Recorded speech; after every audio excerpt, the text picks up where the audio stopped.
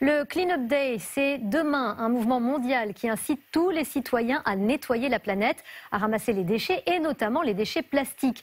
Rappelons qu'un sac met 450 ans à se décomposer et que 250 kilos de plastique finissent dans les océans chaque seconde. Les sacs plastiques à usage unique ont été interdits en 2016, mais est-ce vraiment respecté? Et puis, y a-t-il de nouvelles initiatives pour bannir ces plastiques? Vicky Bogart répond ce soir à toutes vos questions. Alors la première question, Vicky, les sacs en plastique réutilisables cette fois vont-ils disparaître? Eh bien, oui Nathalie, à partir de lundi, dans les quelques 700 magasins Leclerc, il n'y aura plus de sacs en plastique épais. Ils seront remplacés par des sacs en toile de jute, comme celui-ci, au prix de 1,50 €. Des sacs échangeables à vie gratuitement dès qu'ils seront hors d'usage et cela permettra de supprimer 7000 tonnes de plastique par an.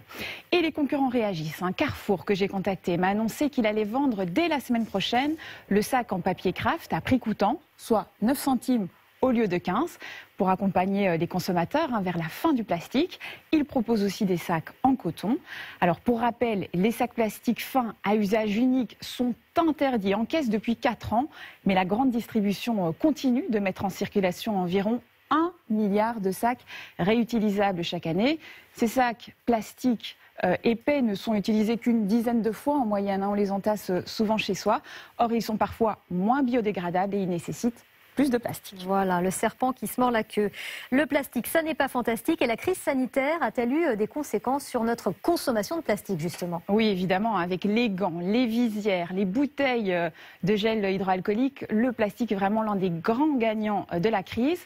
Aux États-Unis, par exemple, en raison de l'épidémie, eh bien, des dizaines de villes ont à nouveau autorisé de manière temporaire les sacs en plastique jetables.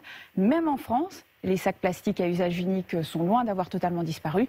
Il suffit parfois d'aller au marché ou de commander un repas à emporter et pourtant c'est interdit. Eh oui, on en a tous fait l'expérience. Alors la fin des emballages plastiques, c'est pour quand ?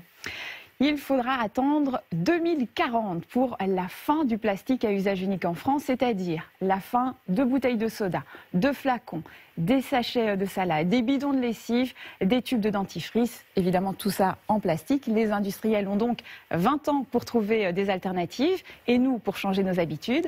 Cela va se faire étape par étape. Dès l'année prochaine, par exemple, les vendeurs devront accepter les contenants des clients pour la vente en vrac. Dès 2022, les petits jouets en plastique avec les menus enfants dans les fast-foods seront tout simplement interdits. Et ben voilà, des solutions qui commencent à arriver. Merci beaucoup Vicky pour ces informations.